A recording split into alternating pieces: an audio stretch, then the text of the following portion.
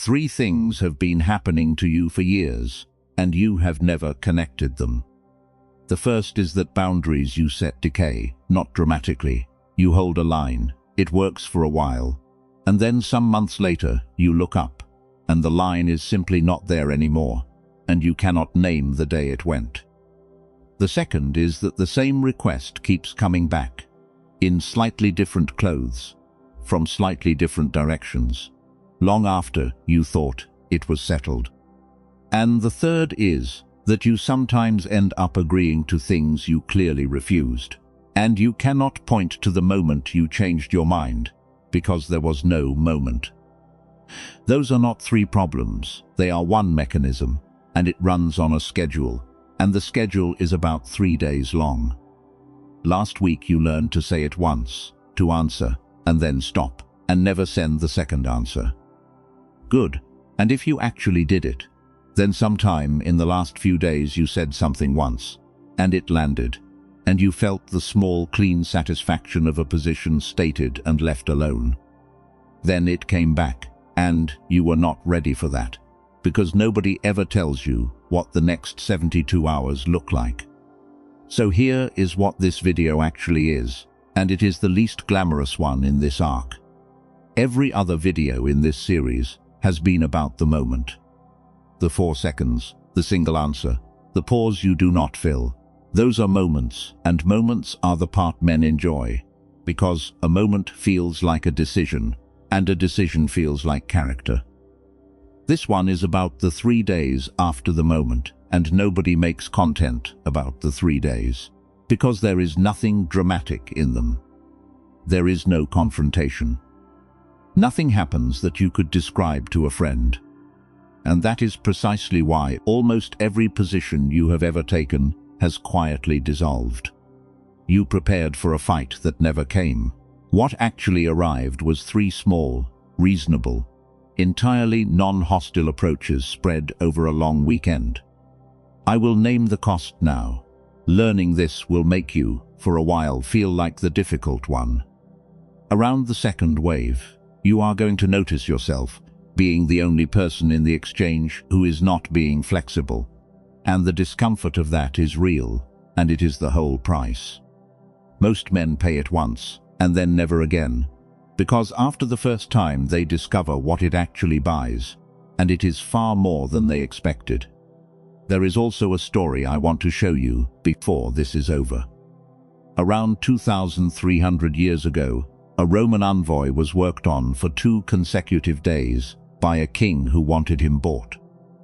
On the first day he was offered a fortune.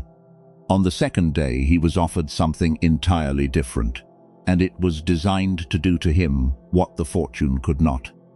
And what he did about it is the whole mechanism of this video, told in about 3 minutes. Machiavelli argued in the 21st chapter that the most dangerous position a ruler can occupy is the undeclared one. Not the wrong side, the unclear side. He said that a man who tries to stay uncommitted is eaten by whoever wins, and disliked by whoever loses, and that a declared position, even an inconvenient one, is safer than a position that other people cannot read. Which is exactly what a decaying boundary is. It is not a no, it is not a yes. It is an undeclared position, and everybody around you is entitled to keep testing it, because you have given them nothing else to work with. Before we go on, 5 words in the comments. I hold for 3 days. Type it now, because in about a week, you are going to need it on a Wednesday afternoon, and by then this video will be a vague memory, but the sentence will still be there. Here is what you currently believe, and it is so obvious that you have never examined it. You believe the decision happens when you say it. You said no on Tuesday morning. Therefore the answer is no, and what follows is simply the world adjusting to a fact that now exists. Under that model, holding is passive, there is nothing left to do. The work was in the saying, and the saying is done. Everything you do afterwards flows from that belief. You put it out of your mind. You do not think about the request again until it reappears. And when it reappears, you are surprised. And being surprised is the entire problem. Because a surprised man improvises, and improvisation, under mild social pressure, has exactly one direction of travel. And notice how much you invest in the moment itself because of this belief. You rehearse the sentence, you pick the timing, you choose the channel, you decide whether to do it in person or in writing. And some men will spend 2 days working themselves up to a conversation that takes 90 seconds. All of that preparation goes into the saying, because the saying is where you believe the outcome is determined. Then you say it cleanly and you feel the release. And the release is the tell, because release means you think the job is finished and the job has not started.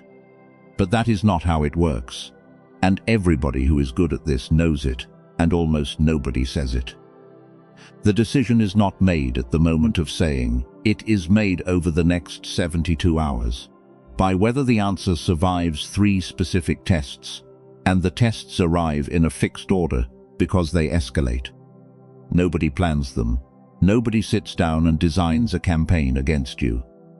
It is simply what human beings do automatically when they want something, and the first attempt did not work, and the fact that it is unconscious is what makes it so effective. I am going to walk you through the 3, in order with the hours attached, because once you can name them you stop being surprised, and a man who is not surprised does not improvise. Wave 1, hours 0 to 6. The restatement, wave 1 arrives fast, sometimes within minutes, almost always inside the same working day. They ask again, not aggressively, and often almost word for word, sorry, just so I understand. You are saying you cannot do Thursday. Or they simply repeat the request, as though the exchange had not happened, in a way that could easily be a genuine misunderstanding. Here is what is actually being tested, and it has nothing to do with comprehension. They heard you perfectly. What they do not yet know is whether what you said was a position or a mood, because those 2 things sound identical, and only one of them is worth planning around. Wave 1 is a cheap, fast, entirely reasonable check on which one they are dealing with. And here is where nearly every man loses it, on the first day, without noticing. You answer again, and you answer with different words. You think you are being clear. You reach for a better phrasing, a fuller explanation, a friendlier framing. And a different answer to the same question is not a restatement. It is a revision, and a revision means the thing is still being drafted. And if the thing is still being drafted, then obviously it is worth pushing on. The move is uncomfortable, and it takes 4 seconds. You repeat the same words, not similar words, the same ones, verbatim, and shorter if anything. I cannot do Thursday. If you said it on Tuesday, and you say the identical sentence on Tuesday afternoon, something happens in the other person that no amount of explaining achieves. Because verbatim repetition is the signal that there is nothing behind the sentence to find. Dale managed a small team, and he was, by everyone's account including mine, unusually clear. He would state a position properly, with the reasoning in it.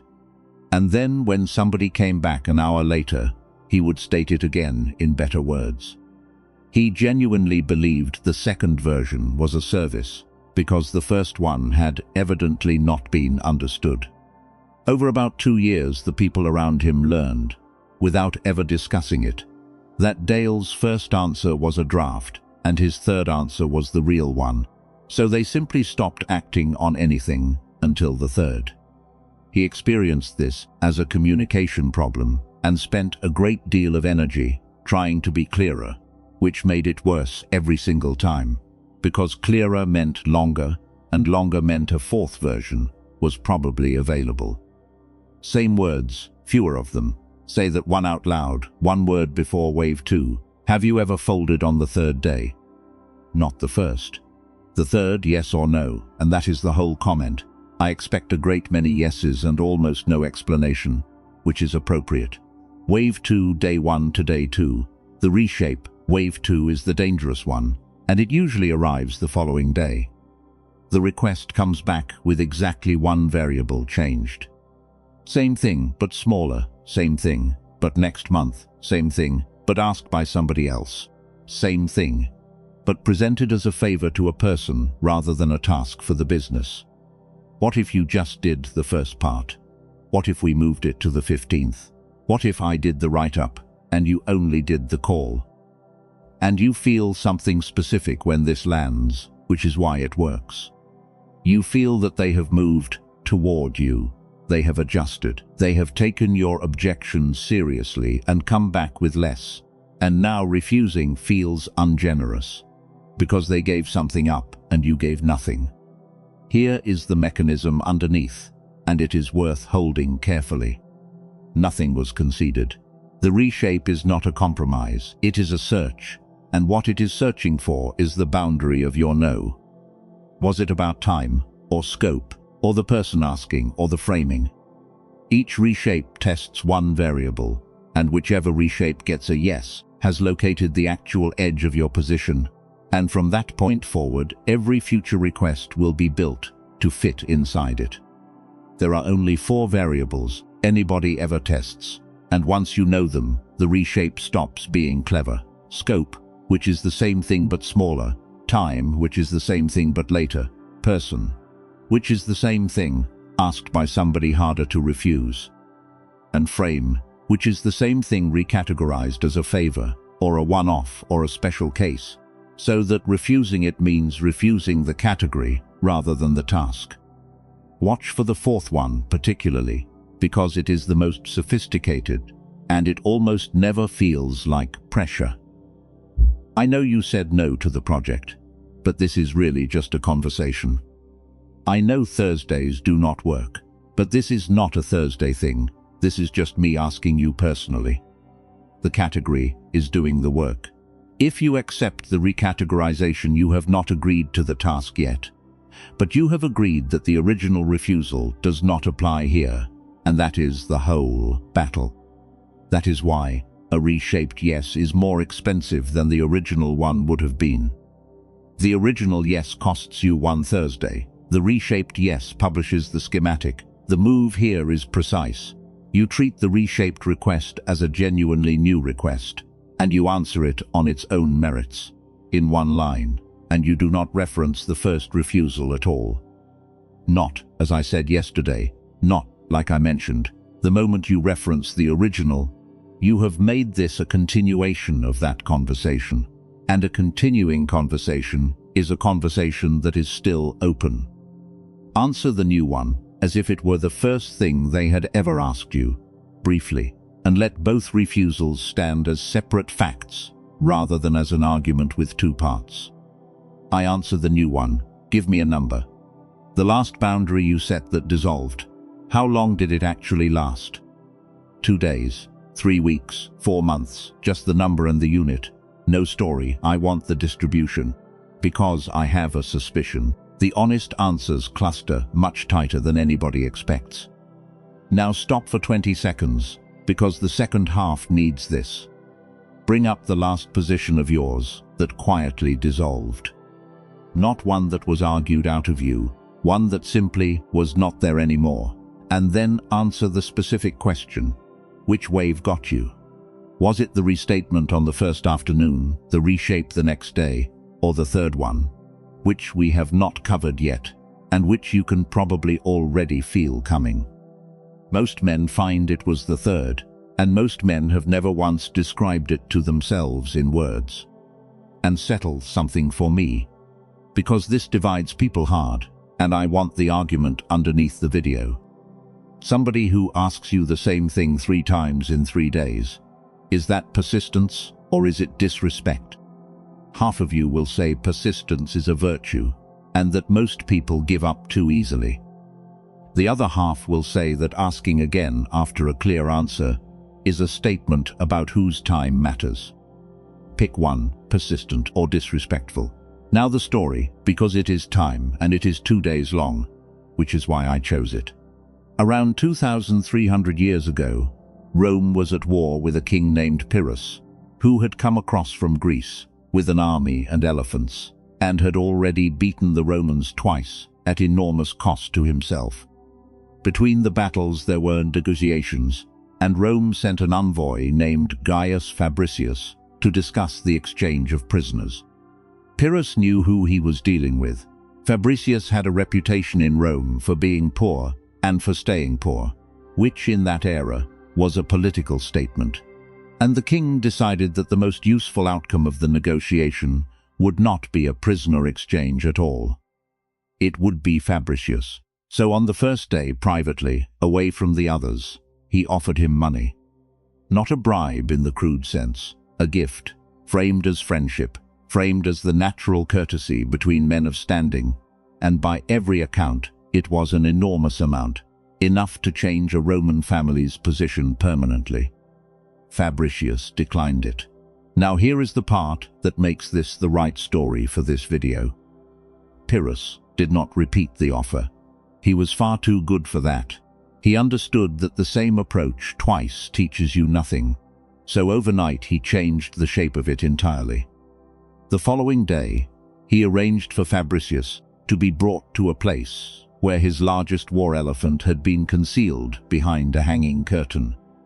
And at a signal, while they were talking, the curtain was drawn back, and the animal was brought up behind the Roman and made to trumpet directly over him. That is not a bribe. That is the opposite of a bribe, and that is the entire point. Yesterday he had tried to buy the man. Today he was trying to frighten him. Same objective. Completely different instrument. 24 hours apart. Because the first instrument had failed, and a good operator does not simply push harder on a lever that did not move. Fabricius turned around, looked at it, and turned back without any particular reaction, and he said something to Pyrrhus, which I will paraphrase, rather than quote, because the exact wording comes through Plutarch, and I would rather you check it yourself than trust my version of it. The substance of it was this: neither your gold yesterday nor your animal today has made any impression on me.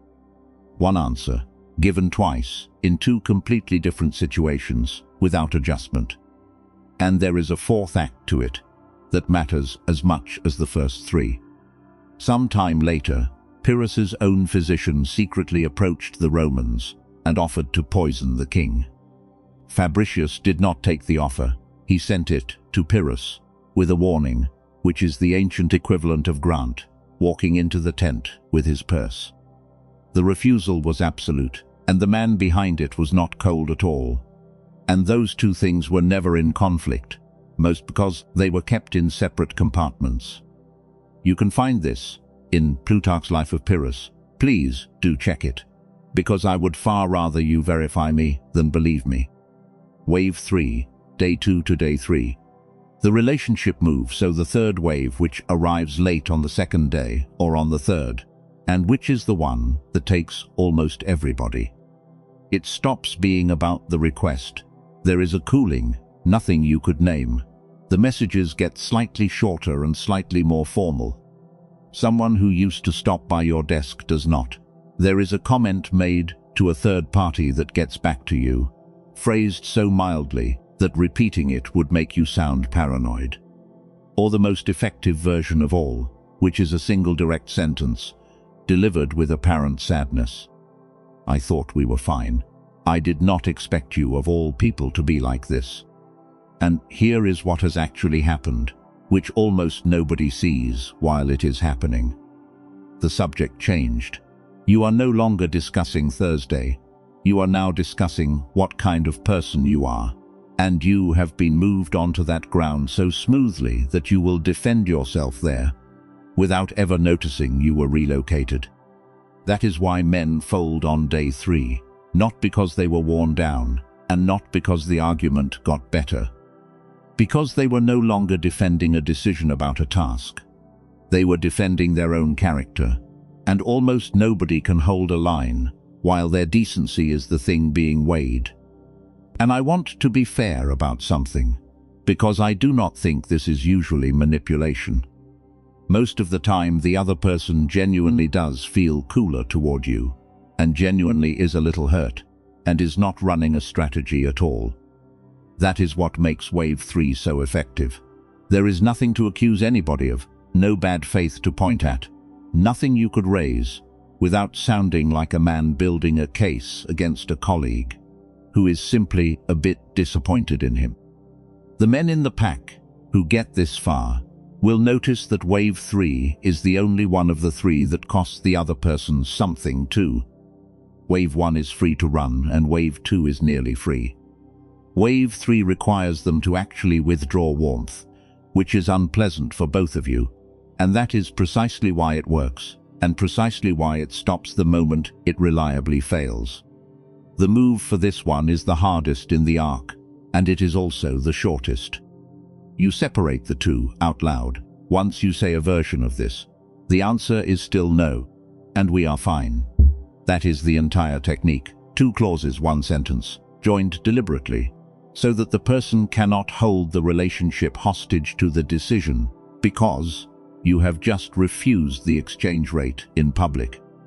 Then you do the warm thing separately, and soon and visibly. You go to them about something unrelated. You do the small favor that costs you nothing, not as an apology, and not as compensation, and above all not in the same conversation, because warmth delivered in the same breath as a refusal reads as a discount, and we covered what a discount does.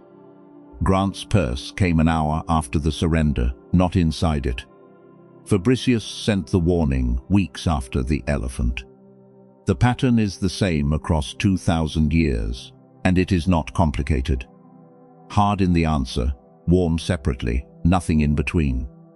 Warmth is separate. Name your wave, 1, 2, or 3, 1 digit. That is the whole comment, and you have known which one it is since about the middle of this video. I have said I think most of you are 3s. Show me if I am wrong. Before the turn, the warning. Because there is an ugly version of this, and it is easy to build by accident. You can take these 3 moves and become a man who never revisits anything. Every no is permanent. Every reshape is refused on principle, including the reshapes that were genuinely better. And you will feel extremely solid, and you will be wrong roughly a quarter of the time, and the cost of that will not show up as an argument. It will show up as a slow reduction in what people bring you. So here is the distinction that keeps this honest, and it takes one question. Did new information arrive, or did only pressure arrive? If the reshape contains a fact you did not have, you are allowed to change your answer, and you should say plainly that the new information changed it. That is not folding, that is competence, and it costs you nothing, because you have named the mechanism out loud. And say it plainly when it happens, because that is what protects the rule. You did not know about the deadline moving, that changes it. So yes, naming the reason out loud is what stops the change from being read as a fold, and it teaches the person a far more useful thing about you than any refusal would, which is that information moves you and pressure does not. What you never do is change your answer when nothing new arrived except how uncomfortable it has become. That is the only rule, not never change. Never change for pressure alone. I do not renegotiate. Stage 1. It was never pressure, now the turn, and it is not where you have been looking. You have spent this entire video treating the 3 waves as an attack. Something being applied to you that you have to withstand like weather. That framing is wrong, and it is why holding has always felt so exhausting. The 3 waves are not pressure. They are a survey. Nobody is trying to break you. They are trying to find out what your answers are worth, which is a completely reasonable thing to want to know about a colleague, and which they would stop doing immediately if the answer ever came back stable. Wave 2 only exists because Wave 1 produced movement. Wave 3 only exists because Wave 2 produced movement. Every escalation you have ever experienced was funded by your own response to the previous one, which means the 3 waves are not something happening to you. They are a readout, and you have spent 20 years experiencing a measurement as an assault, and bracing against it, and being worn down by the bracing rather than by the thing itself. Pyrrhus tried twice and then stopped, and what he did afterwards was try to recruit the man instead. He stopped because he had his answer, and the answer was that this particular instrument did not respond to instruments. That is what a survey does when it gets a clean result. It concludes, stage 2, the complicity turn, and there is a second half, and it is the one worth sitting with. Some part of you has wanted the waves, because if they stop asking, you have to sit with what that means. 3 days of somebody working on you is 3 days of being needed, of mattering to somebody's plan, of being the person whose yes was worth the effort. And the day the asking stops is quiet, in a way that does not feel like victory. Look honestly at the times you folded on day 3. Some of them were genuine exhaustion, and I am not going to pretend otherwise. But some of them were not. Some of them were a man who had noticed the warmth going out of the room and would rather give up the position than find out he was only being kept warm because of what he might agree to. That is not being worn down, that is a trade, and you made it consciously enough that you can probably remember one right now. You did not lose those lines, you sold them, and the price was 3 more days of being wanted, and it is the single most expensive thing in this entire arc. So here is what actually changes, and it is almost embarrassingly practical. The next time you say no to something that matters, you do one thing immediately afterwards. You put a date 3 days out, somewhere you will see it. That is all, not a plan, not a script, not a set of prepared responses. Just a date, because the entire failure mode of this is surprise, and a date removes surprise. Everything that arrives before that date is noise, and you already know its name. The restatement gets the same words, shorter. The reshape gets a fresh one-line answer, with no reference to the first.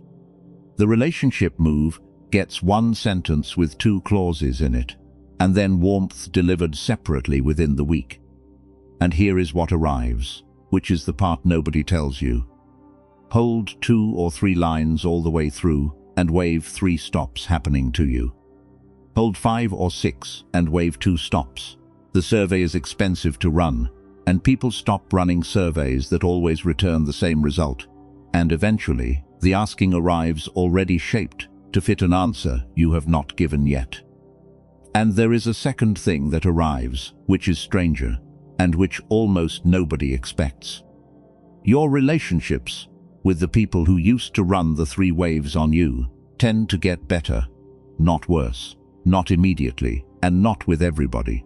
But a colleague who knows exactly where you stand and knows it will still be true on Friday can actually plan around you. And planning around somebody is a form of respect that has nothing to do with liking them. The people who leave are the ones whose whole relationship with you was the asking. That will sting for about a month. It is supposed to. You will not notice the day the waves stop. You will simply notice, at some point, that things do not come back anymore. Day 3 is the test. 6 lines, they are yours now. I hold for 3 days, same words. Fewer of them. I answer the new one. Warmth is separate. I do not renegotiate. Day 3 is the test. One of those is the one you needed. Put it below with your wave number, and I read every one of them. You are one of the pack now, and next Thursday this arc closes. So let me tell you what it closes with, rather than just asking you to come back. 4 videos ago, you started with a clock you did not own. Then the 4 seconds you could not see. Then the second answer you kept sending. Then the 3 days you never survived. Every one of those was a leak, and every leak had a price. And you have been paying all 4 of them simultaneously for about 20 years, without ever seeing the invoice. Next week I am going to add it up, not to make you feel worse, because the number is not the point. The point is what the total buys once you stop paying it. And that figure is much larger than the sum of the 4, for a reason that only becomes visible when you see them together. Everything you gave away by answering too fast. That is the last episode of the quiet version, and it is the only one of the 5 that is not about a technique. Say it once more and mean it. I hold for 3 days. Somewhere it is Wednesday afternoon, and the thing is coming back.